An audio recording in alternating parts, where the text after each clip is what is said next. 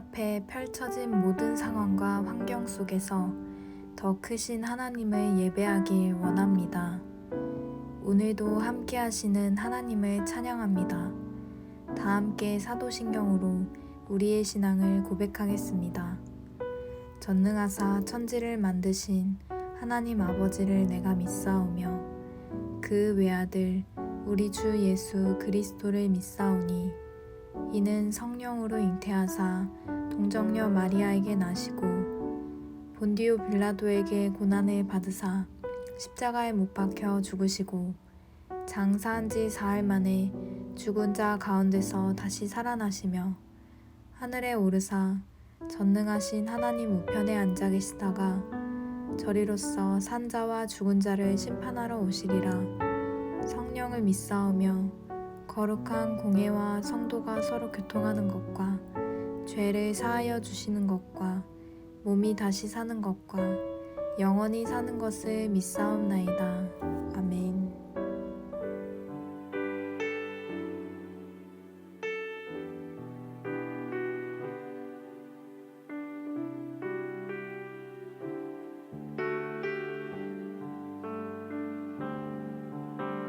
주 나의 모습 보네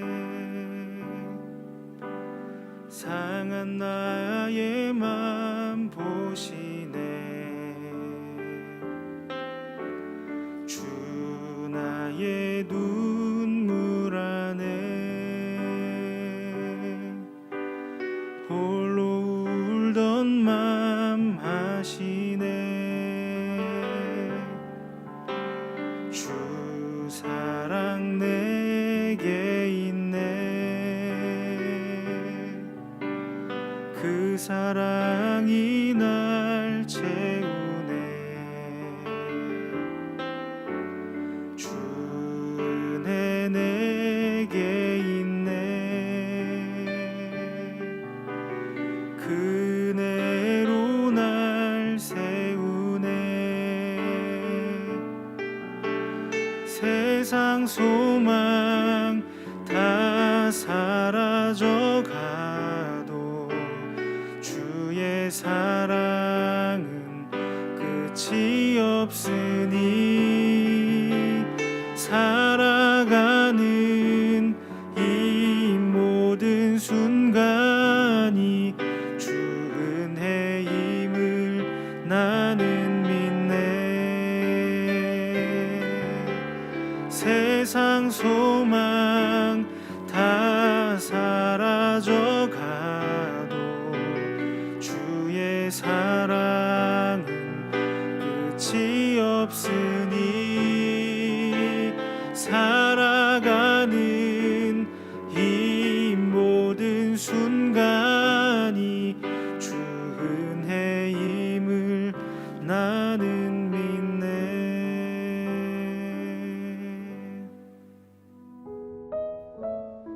오늘 우리가 함께 나눌 말씀은 예레미야 51장 11절에서 14절 말씀입니다. 화살을 갈며 둥근 방패를 준비하라. 여호와께서 메대 왕들의 마음을 부추기사 바벨론을 멸하기로 뜻하시나니 이는 여호와께서 보복하시는 것 곧 그의 성전을 위하여 보복하시는 것이라.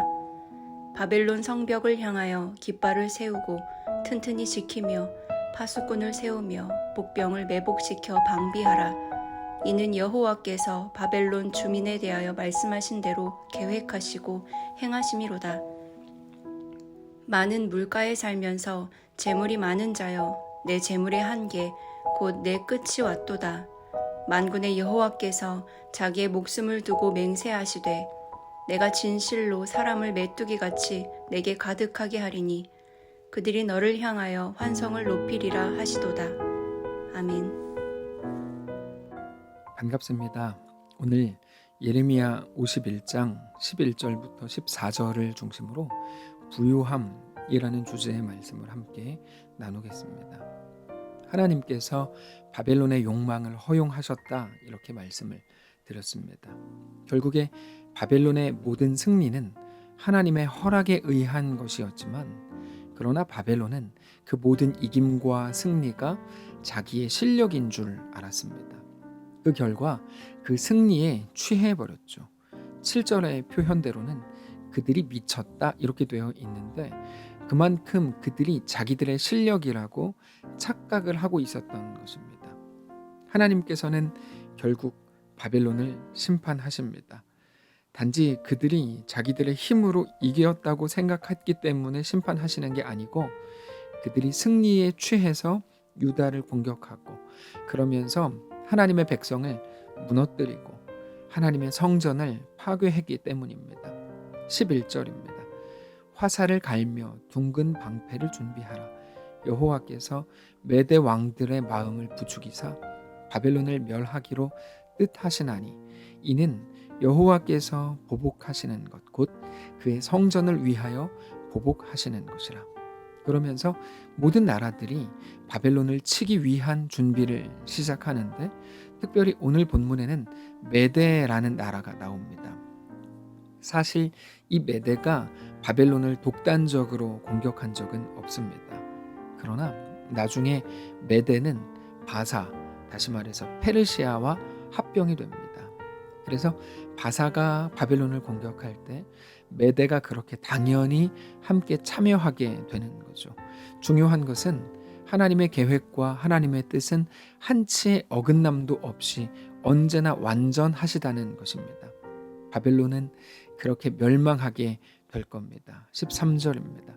많은 물가에서 살면서 재물이 많은 자여 너의 재물의 한계 곧 내 끝이 왔도다. 저는 이 13절을 보는데 정말 많은 생각들이 들었고 이 13절이 얼마나 강력한 하나님의 말씀인가 하는 것을 깨닫게 되었습니다. 우리는 재물이 많은 것, 부자로 사는 게 당연히 복이라고 생각을 해왔습니다. 단지 이 땅에서 조금 더 편하게 살고 다른 사람들에게 굽신거리지 않아도 되고 아쉬운 소리 하지 않아도 되고 오히려 떵떵거릴 수 있고 다른 사람들의 부러움을 사는 것이기 때문입니다. 때로는 다른 사람들에게 베풀 수도 있는 그런 넉넉한 위치에 설 수 있는 것이 부자이기 때문입니다. 그러나 영혼의 측면에서 볼 때, 성경적인 관점에서 볼 때 정말 언제나 그게 그런가? 라고 하는 건 절대적으로 다시 생각을 해보아야 합니다. 성경은 이 땅에서 잘 먹고 부자로 사는 것에 대해서 그렇게 긍정적으로 보시지 않는다는 것을 기억해야 합니다. 당장 바벨론에 대한 평가가 너는 많은 물가에서 산다. 그러면서 재물을 많이 가졌다라고 평가하시죠. 그런데 곧 너의 재물의 한계를 말씀하십니다. 우리가 재물이 많으면 좋습니다. 심지어 어떤 사람들은 돈이 많은 사람들을 보고 잘 산다고 말합니다. 그 집 잘 사는 집이야 이런 식으로 얘기하죠. 그 집 차가 뭐야, 집이 몇 평이야, 그 집 잘 살아. 근데 여러분, 사람들이 그렇게 말하는 이유를 알아야 합니다. 최소한 그들이 인식하건 인식하지 못하건 그들의 마음속에 있어서 돈의 힘을 알고 그들이 믿기 때문에 그렇게 말하는 겁니다. 돈은 다른 사람들 앞에서 꿀리지 않게 하죠. 당당하게 만들고 더 자랑스럽게 만듭니다. 그게 돈의 힘입니다.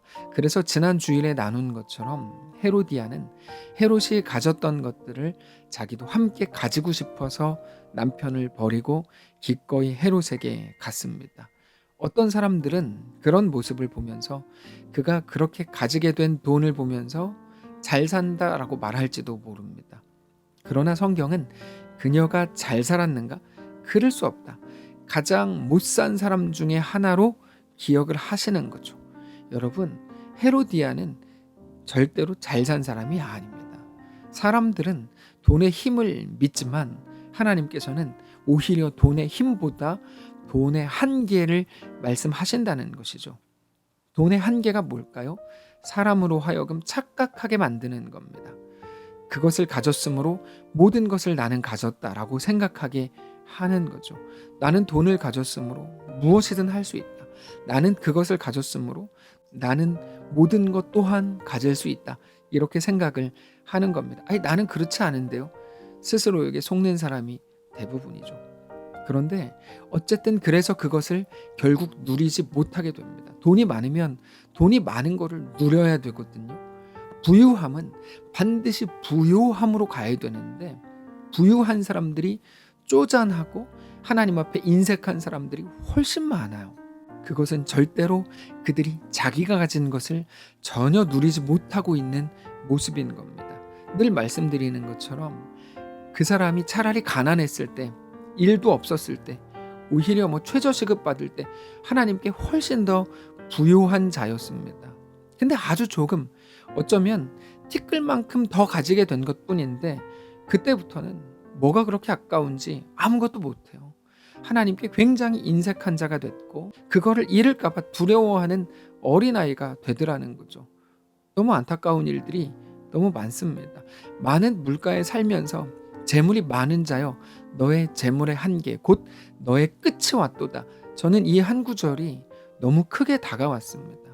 많은 사람들의 모습이 떠올랐습니다. 뭐가 하나님께 잘하는 건지, 뭐가 선인지, 뭐가 의로움인지, 뭐가 하나님을 사랑하는 것인지, 하나님을 기쁘시게 하는 것인지를 이미 말해줬고 머리로는 자기들도 알고 있을 텐데 언젠가부터 재물의 힘을 의지하고 있는 거죠.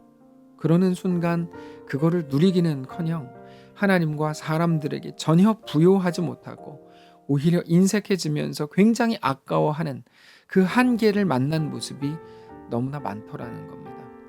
여러분, 우리가 성경을 볼 때 나와는 다른 옛날 이야기 정도로 인식할 때가 굉장히 많습니다. 그러나 그저 그런 식으로 옛 이야기로 하나님께서 성경조차 남게 하실 거였다면 성경이 아닌 성서로 남겨두셨을 겁니다. 성서는 그저 기록된 거룩한 책이라는 의미이지만 성경은 거룩한 하나님의 말씀이라는 의미입니다. 하나님의 말씀은 살아있고 운동력이 있어서 그저 기록된 것으로 그치지 않고 오늘 우리에게도 무언가를 말씀하고 계시는 것입니다. 물론 매일 경건의 말씀이 모두가 그렇지만 오늘 이 말씀도 절대로 그냥 웃어넘기지 않게 되시기를 바랍니다. 우리가 정말 두려워해야 되는 게 무엇인지, 덜 두려워해도 되는 게 무엇인지만 알아도 그는 참 지혜자일 것입니다. 우리가 영원히 함께 할 분이 누군지, 잠시 잠깐 우리를 만족하게 하는 것이 무엇인지만 구별할 수 있어도 우리는 참 지혜자일 것입니다. 우리는 한계가 뚜렷한 것들의 위력을 너무 높게 평가하는 경향이 있습니다. 돈, 권력, 친구와의 관계, 직장, 건강, 이 모든 것들이죠. 정확하게는 우리 눈에 보이는 모든 것들입니다. 그것들을 너무 높게 평가한 나머지 정말 우리에게 생명이 되시는 우리 하나님을 사랑하는 것, 하나님과의 신실한 관계, 특별히 하나님 앞에서의 진정한 부요함에 대해서 완전히 아무것도 모르는 자들처럼 살아가고 있는 것이 지금 이 시대의 모습입니다. 그러나 하나님께서 우리에게 진리를 말씀하셨다는 것을 알게 되시기 바랍니다. 아무리 싱싱해 보이는 풀도 마르게 되고요. 그렇게 아름다워 보이는 꽃도 시들게 되지만 우리 하나님의 말씀만큼은 영원히 서게 될 것을 믿으시기 바랍니다. 사라져 버릴 것들, 없어져 버릴 것들이 마치 우리의 영혼까지도 좌우할 것처럼 착각하면서 살았던 우리의 모습을 돌아보게 되시기를 바라고, 그렇게 영원하신 하나님, 오직 한 분이신 우리 하나님을 믿음으로 바라보게 되시기를 바랍니다. 그래서 심지어 우리는 부족하지만 우리를 부족하지 않다고 말씀하시는 하나님으로 인해서 우리가 살 소망을 가지게 되는 것이죠. 고린도후서 6장입니다. 우리는 속이는 자 같으나 참되고 무명한 자 같으나 유명한 자요, 죽은 자 같으나 보라 우리가 살아있고 징계를 받는 자 같으나 죽임을 당하지 아니하고 근심하는 자 같으나 항상 기뻐하고 가난한 자 같으나 많은 사람을 부요하게 하고 아무것도 없는 자 같으나 모든 것을 가진 자로다. 하나님의 말씀을 우습게 여기지 마십시오. 우리의 삶에 무엇이 있든지 하나님 앞에, 사람 앞에 부요한 자들로 서게 되시길 바랍니다. 말씀을 정리하겠습니다. 사랑하는 성도 여러분, 우리의 삶이 누구에게 속했는지를 기억하면서 우리의 삶을 처음 만드시고 주관하시고 결국 온전한 하나님의 백성으로 세우실 우리 하나님을 오늘도 믿음으로 바라보시고 그렇게 오늘 단지 눈에 보이는 것이 전부가 아닌 완전하신 우리 하나님을 깊이 사랑하는 하나님께 부요한 거룩한 주의 성도들 되시기를 바랍니다. 기도하겠습니다. 살아계신 하나님 감사합니다. 우리의 삶을 하나님께 맡겨드립니다. 하나님 우리의 삶을 맡아주시기를 원합니다. 늘 인색했고 계산적이었던 우리를 불쌍히 여겨주시고 하나님 앞에 나아가 하나님이 내 삶의 왕이요 전부요 우리의 아버지이신 것을 기억하며 그렇게 내 삶이 주님께 속했음을 아는 자로 하나님 이 땅을 넉넉히 살게 하옵소서. 우리가 가진 게 얼마인지 모르겠지만 그것 때문에 점점 인색해지고 계산적이어졌다면 우리를 불쌍히 여겨주시고 하나님이 내 삶의 왕이요 전부이신 것을 기억하며 내가 주님 나라에 이르는 그 순간까지 내 삶을 하나님께 온전히 내어드립니다. 정직히 고백하며 그렇게 살아드리는 귀한 모든 성도들 될 수 있도록 인도하여 주시옵소서. 여전히 연약하고 힘겨운 자들 가운데 함께 하시고 하나님의 말할 수 없는 은혜로 충만케 하시고 그렇게 주님과 믿음으로 그 자리에서도 동행하며 건넨 하나님과 사람 앞에 부요함으로 살아가는 모든 성도들 되게 하옵소서. 감사드리며 살아계신 예수님의 이름으로 기도합니다. 아멘. 사랑하는 성도 여러분, 하나님께서 오늘 하루를 우리에게 허락하셨습니다. 믿음을 가지고 주 앞에 나아가시고 온전히 그렇게 주님을 향하는 귀한 성도들 되시기를 바랍니다.